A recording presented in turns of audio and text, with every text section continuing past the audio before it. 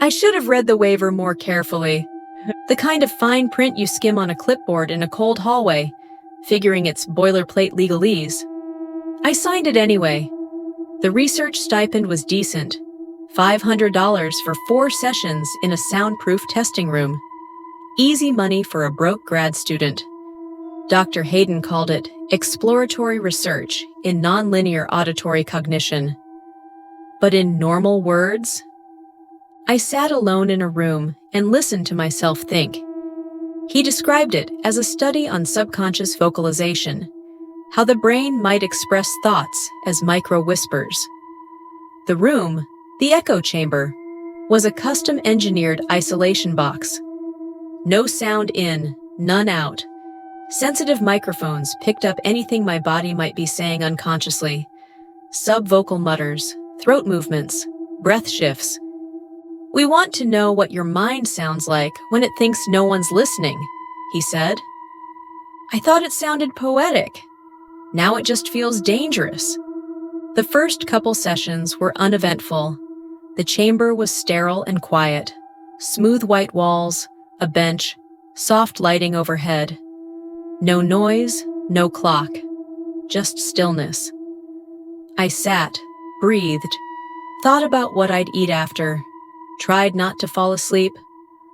Sometimes I'd feel a soft hum in the walls, like the building exhaling. Occasionally, I caught a faint feedback buzz from the speakers. Nothing dramatic.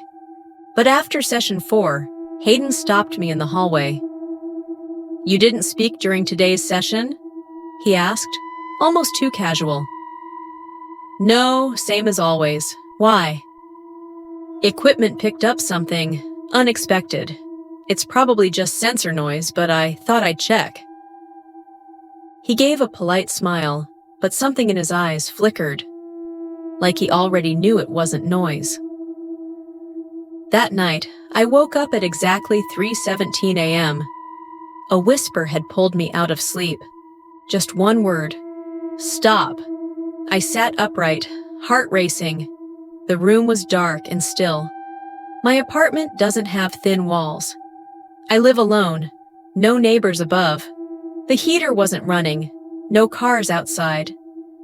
I tried to laugh it off, but my chest was tight. I started recording my sleep out of curiosity. Voice memos, just in case. On night 3, I caught something. Faint beneath the static. Not obvious at first, but after I boosted the volume, I heard it. My voice, but low, raspy, repeating, "I didn't mean to. I didn't mean to. I didn't mean to." I hadn't dreamed anything that night. At least, I didn't remember dreaming. Back at the lab, I asked Hayden if anyone else had reported strange experiences. He hesitated. "Do you believe in intrusive thoughts?" he asked instead. "Sure," I said. "Everyone gets them." He nodded slowly. "Some of them might not be yours." Session 6 was the one that broke me. When I walked into the chamber, I immediately felt it. The temperature was wrong, too cold, like a window had been left open, even though there are no windows. I sat anyway. I always sat. At first, it was just the usual quiet. Then I heard a voice, clear, right behind me.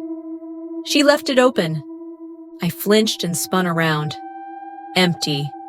There was nowhere for anyone to hide, just smooth white walls. I pressed the intercom button. "Hey, was someone just testing audio?" No reply. The room stayed silent for a second. Then it started again. I heard voices, but they weren't mine. Low murmurs, not quite whispers, like breath trying to form words in a foreign tongue. Then, in plain English, "Too many minds in one mouth." She doesn't remember yet. This one was already open. My breath caught in my throat. The air felt thick, like breathing through fog. I tried the button again. Still nothing. Then I saw my reflection, not in a mirror, just the glossy white paneling across from me. a faint shadow. But it wasn't seated. It was standing, head tilted, mouth moving, watching me, saying something I couldn't hear. They pulled me out nearly an hour later. I was curled up on the floor in front of the door, sobbing. One of the techs said I must have fallen asleep and had a nightmare, but the system log said I'd been completely alert the whole time. 48 minutes? I thought I'd only been in there 10. I stopped showing up. Then Hayden emailed me a file. No subject. Just an audio clip named Echo Subject 7 April.mp3. I listened to it once. It started with my breathing. Then soft, rhythmic muttering. My voice, but detached. Detached from me. It repeated strange phrases, half in English, half in something I couldn't recognize. At the very end, another voice joined. Not mine, not human. You brought them with you. I went back to confront Hayden. I needed answers. He looked wrecked. Pale, greasy hair, red eyes. He'd been sleeping at the lab, I think. He didn't even argue. The chamber wasn't just recording, it was resonating, stimulating. I stared at him. Stimulating what? The subconscious. The parts of the mind that don't use language. Trauma, image, instinct.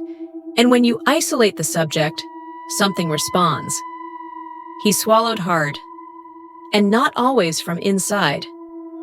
He showed me a control test, an empty room, no person inside. The waveform looked like someone whispering. We thought it was the building, he said.